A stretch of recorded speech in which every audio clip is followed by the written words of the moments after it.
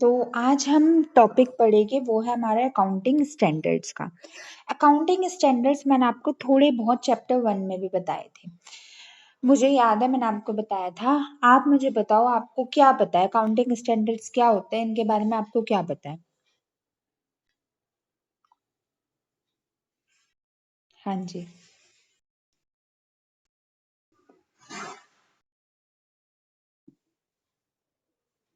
नहीं, नहीं।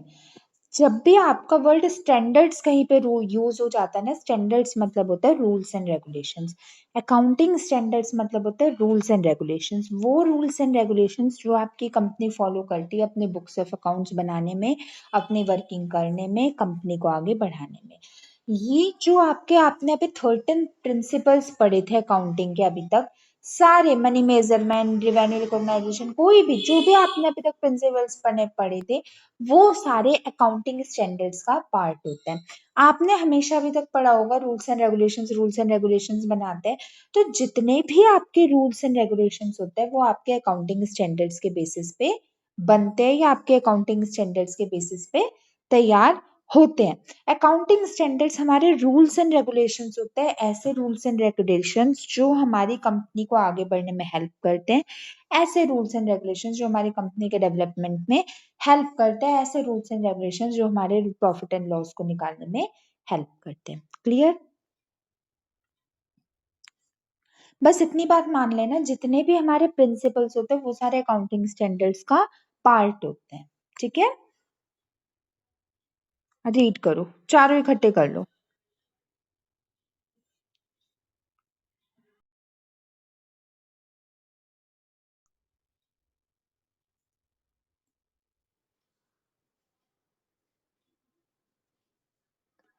हाँ पढ़ो, चारों अकाउंटिंग स्टैंडर्ड्स पढ़ लो, पॉइंट्स इसके।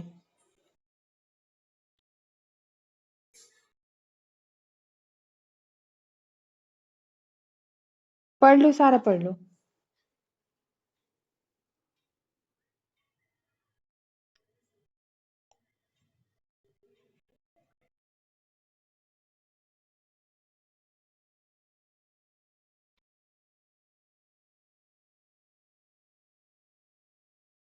तो ये हमारे अकाउंटिंग स्टैंडर्ड्स, जैसा कि मैंने आपको बताया, ये हमारे रूल्स एंड रेगुलेशंस होते हैं जो हर कंपनी को फॉलो करने ही करने चाहिए।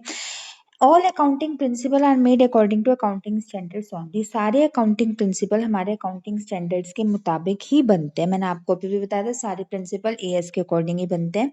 ये हमारा कौन इशू करता है? इन्हें आईसीएआई इशू करता है। ये हमारी कोऑर्डिनेटिंग बॉडी है, हेड बॉडी है। इसका नाम होता है institute of chartered accountant of India. ये हमारे सारे रूल्स एंड रेगुलेशंस बनाते हैं। मतलब अगर बिजनेस एंटाइटी प्रिंसिपल है तो बिजनेस एंटाइटी प्रिंसिपल को सबसे पहले जिसने आइडेंटिफाई करके बनाया होगा वो आईसीएआई ही था। और हर कंपनी को अकाउंटिंग स्टैंडर्ड्स को फॉलो करना चाहिए। क्लियर? अब इसके नेचर पढ़ लो।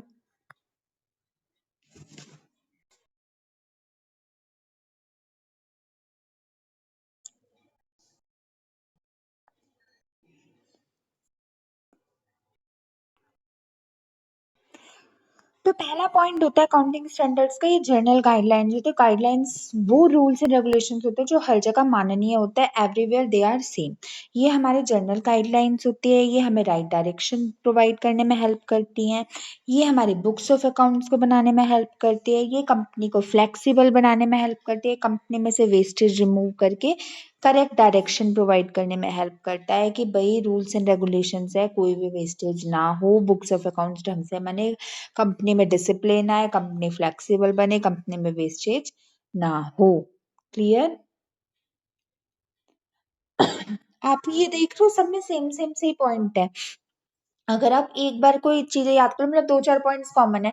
Books of accounts banana common है, वेस्टेज रिमूव करना कॉमन है, करेक्ट डायरेक्शन प्रोवाइड करना कॉमन है, फ्लेक्सिबिलिटी डिसिप्लिन प्रोवाइड करना, ये कुछ चीजें ना सब में कॉमन है। तो आप इन्हें याद रख लेना, बाकी सब में लिख सकते हो। देखो अब इसके ऑब्जेक्टिव्स भी वही होएंगे। रीड करो इसके ऑब्जेक्टिव्स।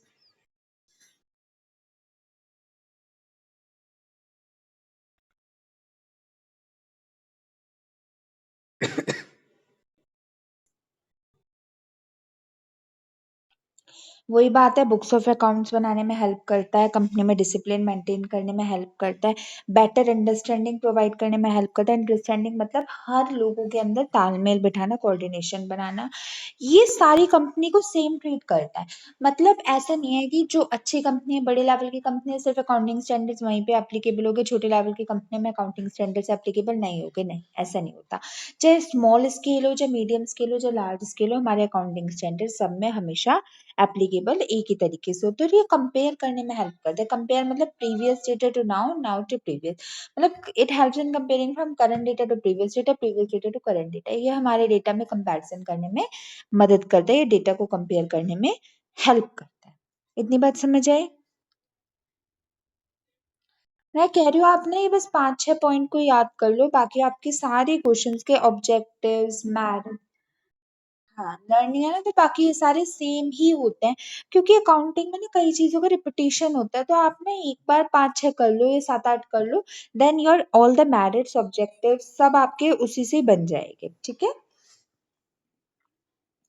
ओके।